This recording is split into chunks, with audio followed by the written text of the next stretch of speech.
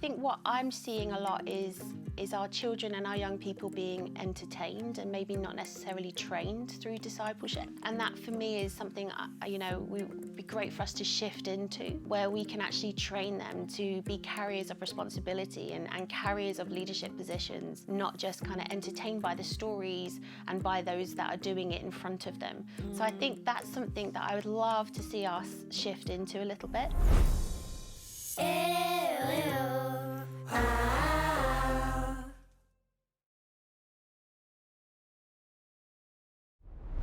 Hello, I'm Lyn Weston and welcome to this series of conversations, a collaboration between Spring Harvest and Compassion, where we look at how children, youth and young adults are reshaping the church. Across this series, we'll explore how the emerging generation is reshaping worship, renewing discipleship in families and inspiring a deeper commitment to justice around the world.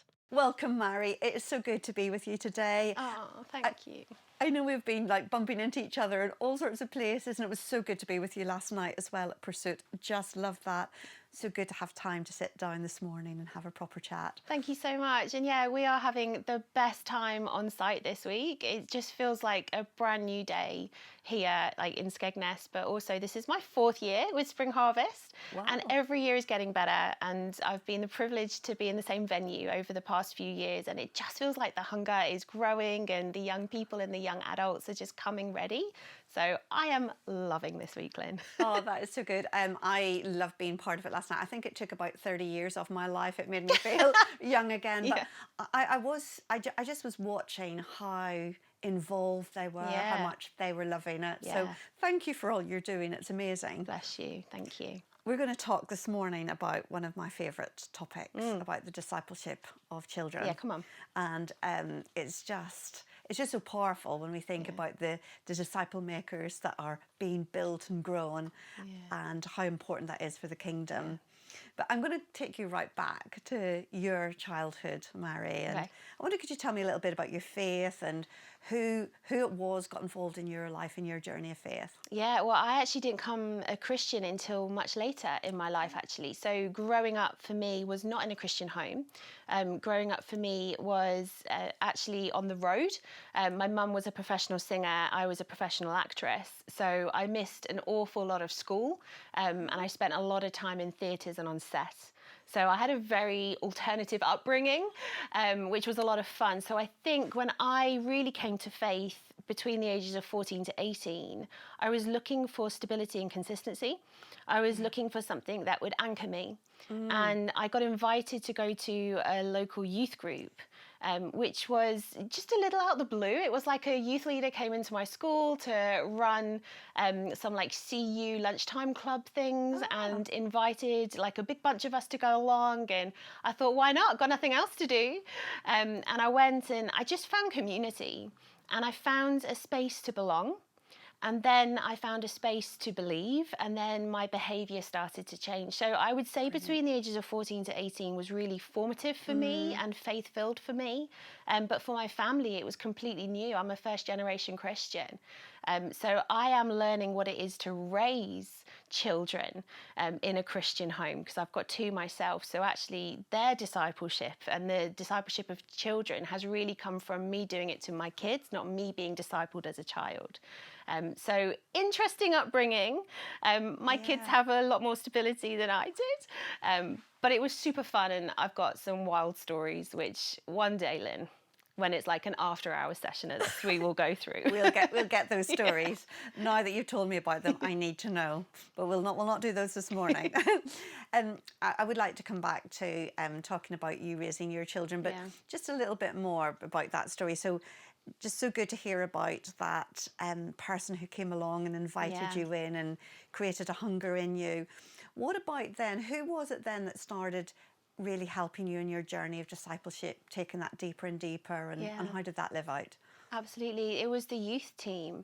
And it was a dedicated team of, I would say, older youth, but also youth parents. So it was very intergenerational in the local church that I became to belong to. And I think something that I reflect on and I look back on, we used to have Wednesday nights at one of the youth's parents' homes. and they would just open up their home to a wild bunch of 60 of us, like under 18-year-olds, and we would just run the place ragged, but they loved on us, you know. So it was incredibly intergenerational, the youth team that I belonged to, and their discipleship model for me was really coming alongside me. No one necessarily preached at me, told me my behaviour was incorrect, and they just lovingly kind of steered me in the right direction. And I would describe it as like 1%, or, you know, one kind of course correction at a time until I was going straight. So that's been my experience of it, a real intergenerational mix of both older youth and youth parents and congregation just genuinely loving me.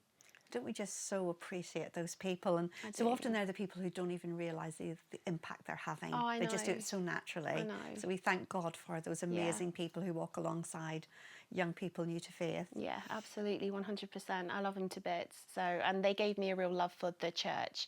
So, yeah, they've formed me very, very well. Incredible. And then as a mum, two mums sitting here, Joy. realising the complete responsibility of being a parent and raising our children in the faith. And it's the one thing we don't want to get wrong, isn't it? Yeah. So tell me about how that's changed for you, because you didn't have that experience. What were the things that felt really important to you in bringing up your children in the faith? I mean, I've got an 18 and a soon-to-be 16-year-old. So we've kind of gone all the way through to, I mean, she's technically an adult. I personally wouldn't call her an adult just yet. I think I'm in the same boat. You know, I was just like, okay. But I think going from like day one all the way to, especially her journey, because it's kind of the longest, I would say kind of non-negotiables for me have been talking about Jesus more than we've talked about church at home.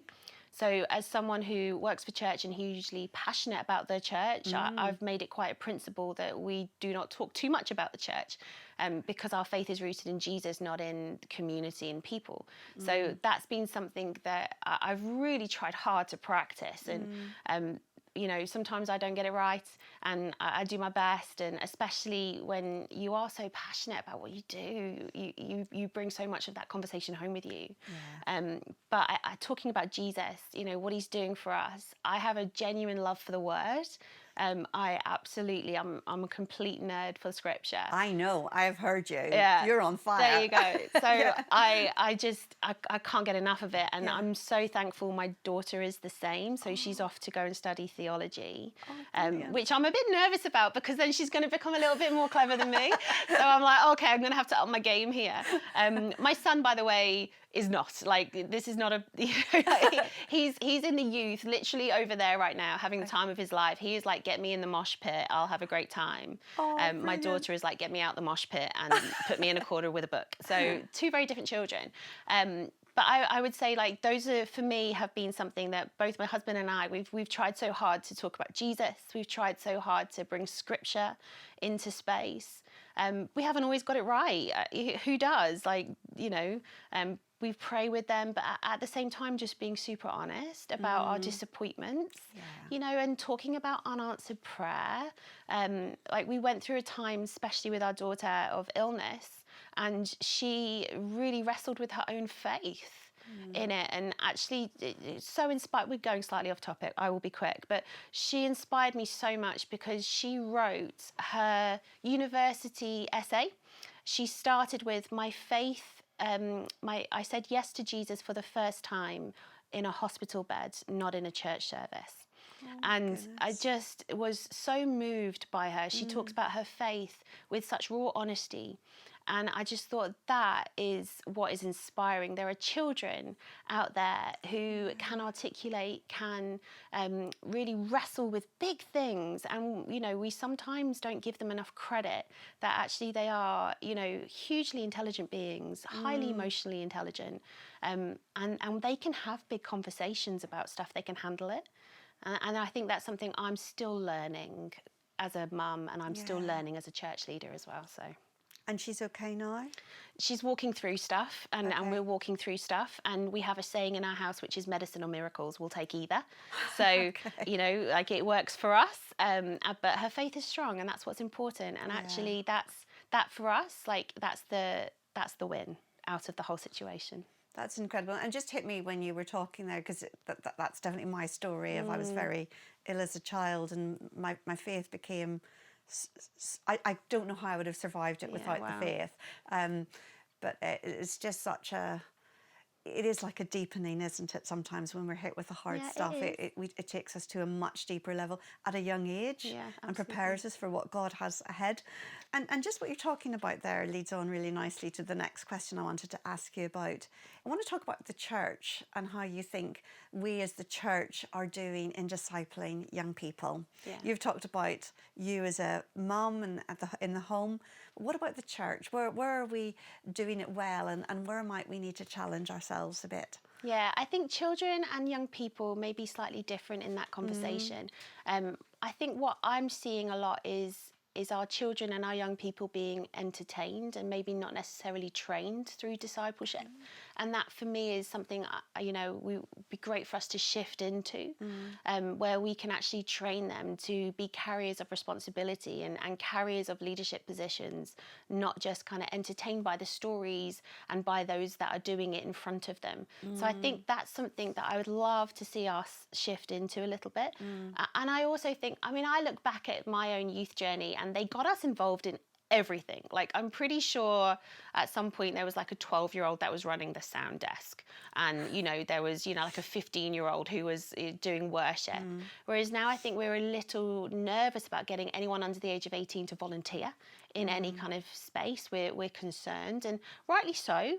But there needs to be a way of including them, letting them collaborate into the function of church, into the creation of community, not just be participators of it, but actually be a part of it. So I would love to see that shift back. I almost feel like we've gone a couple of steps back in that in the past kind of 20 years.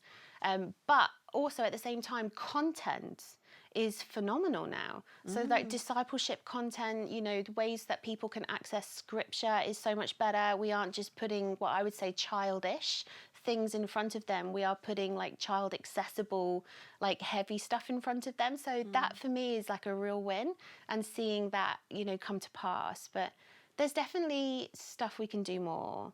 I think content has moved forward. I think we may have moved back in participation. Great. And I'd love to just go in a bit deeper into what you said about, I loved what you said about the difference between children and young people, because there is a difference. If we could just think about children at a very young age and where that discipleship journey begins, and the danger of entertaining and performing and providing rather than discipling. Could you say a bit more about that for young children? I always love the story of Jesus and the feeding of the 5,000 because, it's the child that comes with the food. And it's a moment where Jesus, like, we could dismiss this story and just think of it as a miracle story, and rightly so, of course it is. But if we actually really look at what this story is, Jesus is involving a child. He's asking them to participate in a miracle. He's teaching them right in front of them, and this kid is getting to see firsthand that what they contribute actually makes a difference. And for me, that is one of the most beautiful stories of how Jesus isn't just sentimental about children, but he's actually teaching us theological about children as well. He's giving us a framework to actually go, this is how we include and invite and allow them to participate in the miracles and the outworkings that we do. So that for me is just a beautiful thing that we can start to model, that we can start to invite children into, that we're not just telling them stories, but we're actually inviting them to contribute to stories. Yeah, I love that. My role for a long time was as a leader of the children's ministry.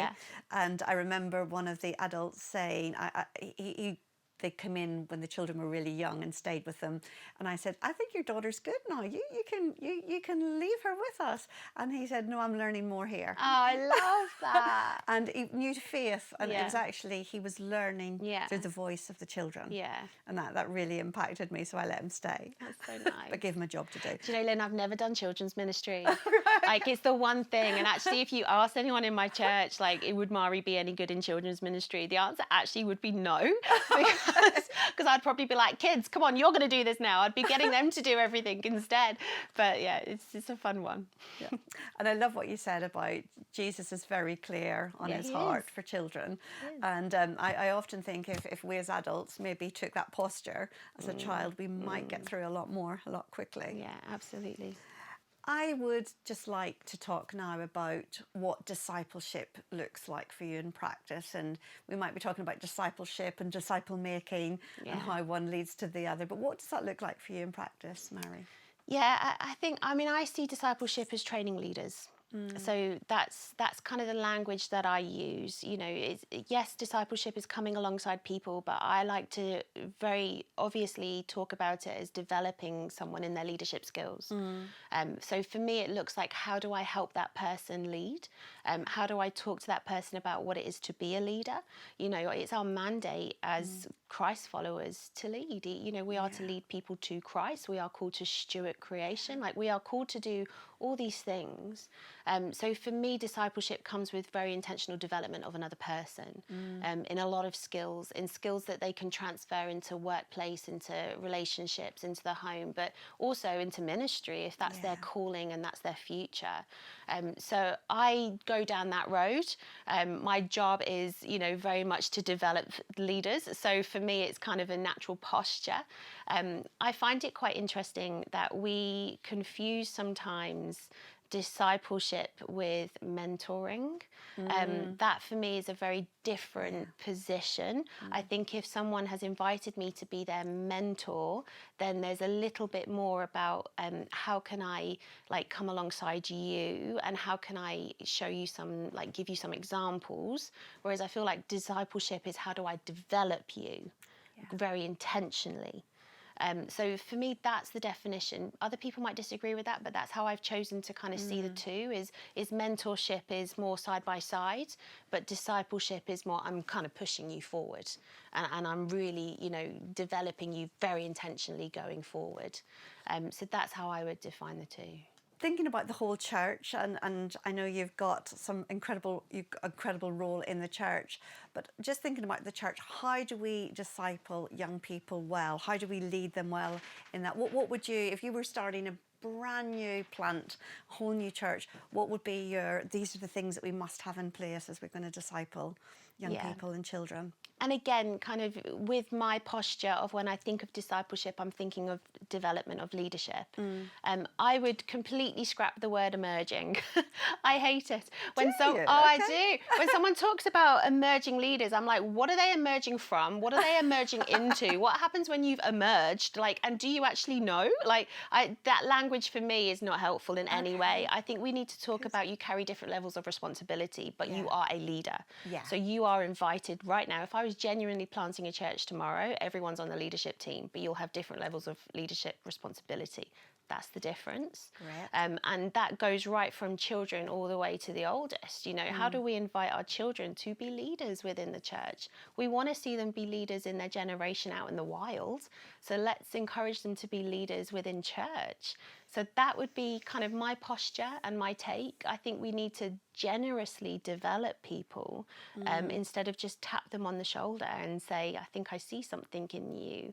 Let me come alongside you. I'm like, no, let's develop all people, give them all the skills that they need. So that would be my approach. I, however, would not be a church planter. I'm definitely more of a ministry leader. So in my space and place that I get to play, I do get to see, all these people come forward, and we are bringing in kind of those soft skills, like how do you communicate? How do you delegate? How do you build a team? How do you have crucial conversations and critical conversations? These are the things that I think discipleship requires. It isn't just about let's open the scriptures together, and rightly so, of course it is, but it's how do we give you some skills that are going to go and help you in every sphere of life, not just within the church, but within your wider community.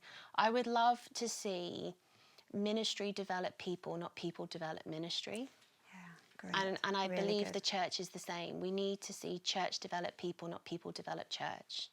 And that's my posture with everything. Yeah, I love that. Really love that. And when you've got young people in front of you, How do you go about really discerning what gifts have been very naturally given and really help develop those gifts? How do you actually see what has God given you, and how do we encourage you and affirm you in those gifts?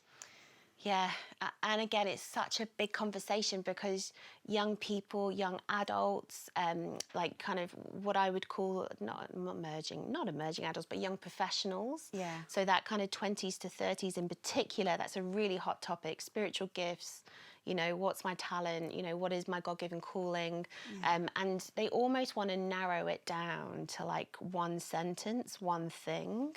I always take the widest approach with it, to talk about all the gifts, all the talents, all the possibilities that you can do with your future, and actually really encourage them that sometimes things are quite seasonal.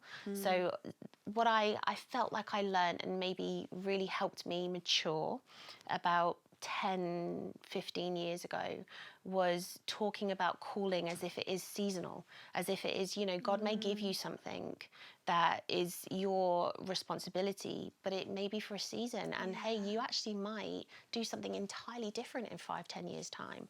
I think it's less to do with helping them identify the exact gift, the exact call, and it's more giving them the realization that God is generous, that he can give you different gifts, different talents, different callings at different times of your life.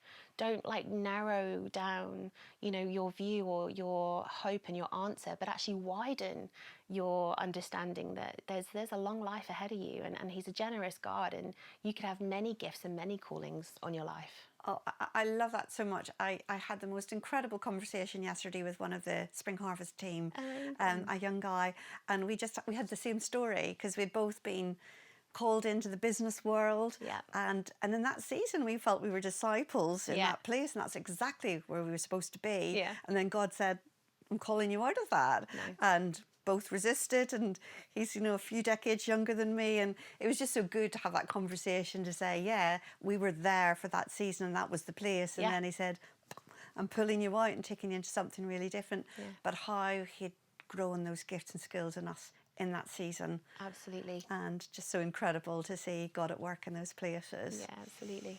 One of the things I've been noticing, and Stewardship Report has been really helpful in helping us see how generous young people are and how much they see giving as part of their discipleship journey. I wonder, could you expand for us how you're bringing stewardship into that discipleship teaching? Because what we're seeing is they've got a natural heart for justice. They've got a natural heart for giving to help that justice, and a real value-driven purpose within that. Could you share more on that? Yeah, it's a great question. I think thinking about stewardship as being leading from the front, being the ones that are setting the examples. I think in that space, I really talk about how do we exemplify kingdom values and kingdom culture. That would be my main focus. Because we're not always going to get it right, and we try our hardest, but actually if we are in leadership positions, what we do and how we act and how we behave is on display. So that would be more how I would approach stuff. If I was developing a leader, I'd be talking about it is behavior, and actually here are the kingdom cultures and here are the kingdom values, in case you didn't know. Like, let's go into that side of stuff. So that would be my approach for sure. But also just like actually giving people the permission that, and taking them right back to Genesis, where we are commanded to steward, and actually what does that mean? And how do we do that with one another, in partnership with one another, within the design that God had for us. So yeah, that is how I would take it. Kingdom culture, kingdom values, you exemplify, people are watching you, lead from the front. Yeah, that's great. And as we grow disciples and encourage them to grow disciples, tell me more about how you encourage people from a journey of discipleship into be disciple makers. Yeah, I have a real love for seeing other people do this. Seeing people multiply is the fruit of leadership, isn't it? It's not the legacy of a ministry or a department or a thing. It's the legacy of people that you leave behind when you are a disciple maker, when you're a leader. So I think for me, it's always like, who are you building around you? You know, who are you inviting into the next space? One of the things that we're doing at the school, or I will be doing, it depends when this goes out. Some of the students might see this before, but they don't know. But it's a case of like, who's the person you're inviting into this space next? You know, I want them to start thinking about, you've had this experience of being developed in your leadership skills.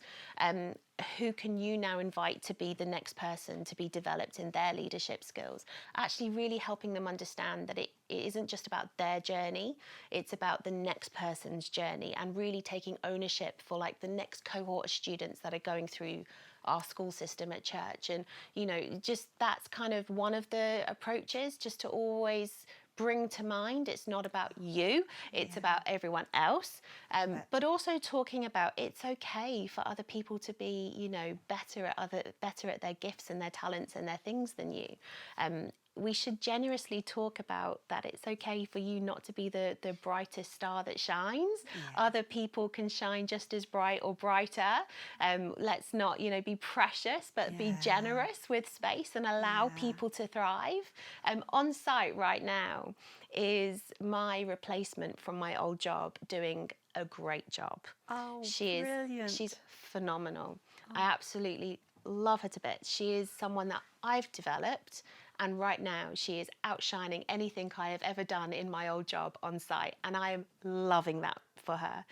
She's doing a brilliant job. And so the fruit of people's ministry is cheering on the person that kind of replaces them, it's cheering on the person that comes after them, and it's hopefully seeing them go further. So making that a normal conversation, I think, is good. Brilliant, brilliant.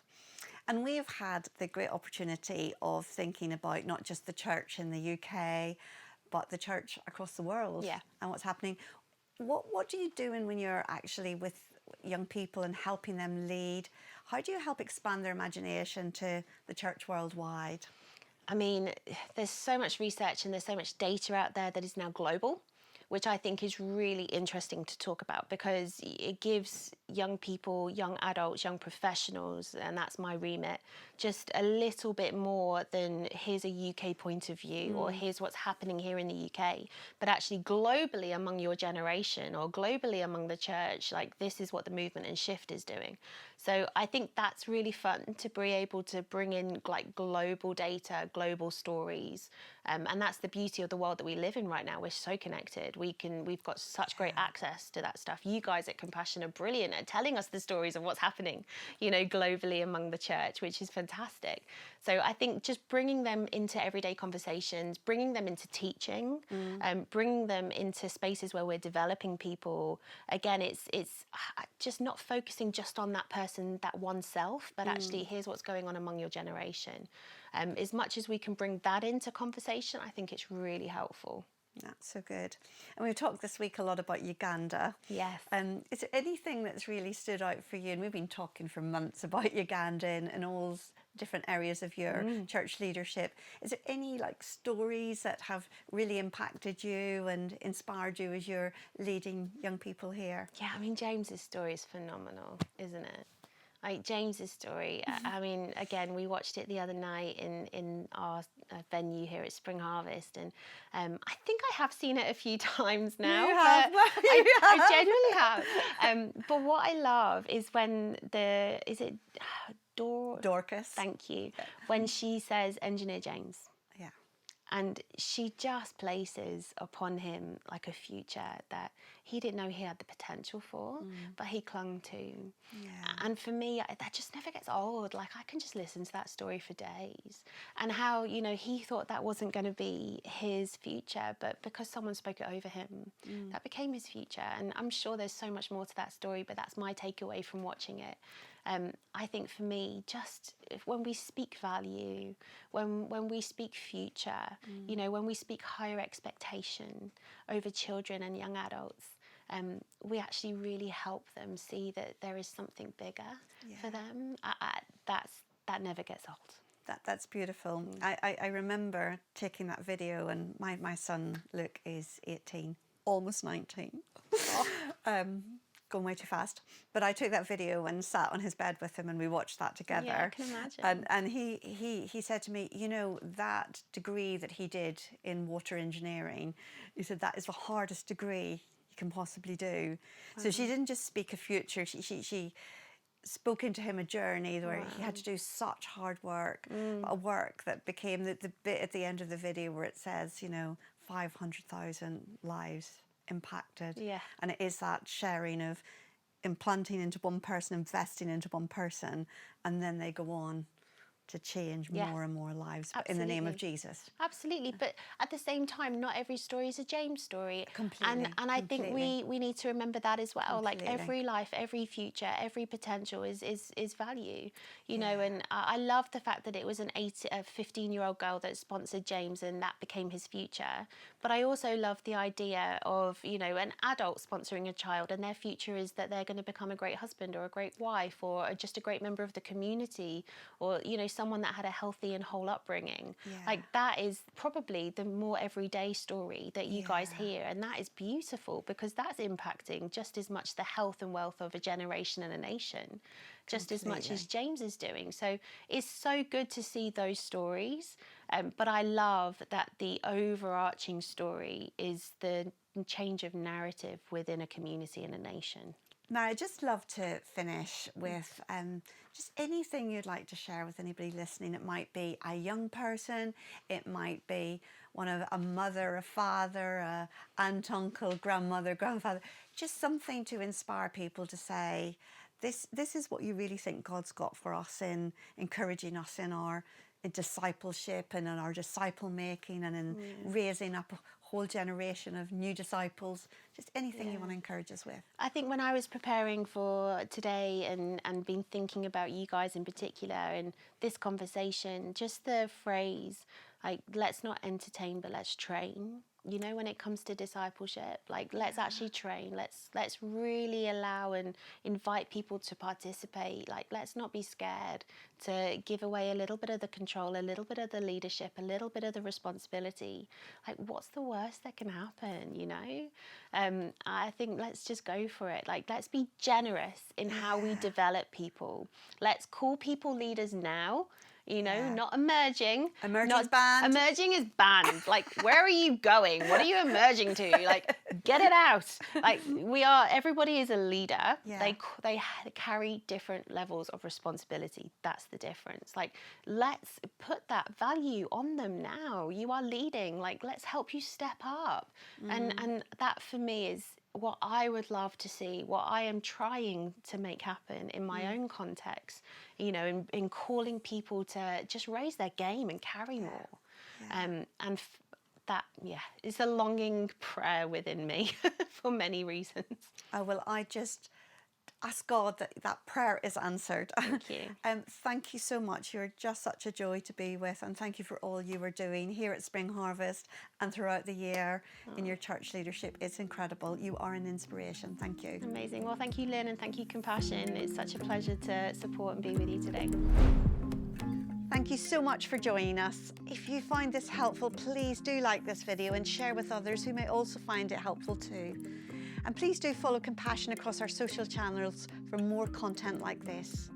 Don't miss out on the other 2 episodes in this mini-series as we continue exploring how the emerging generation is shaping the life and future of the church.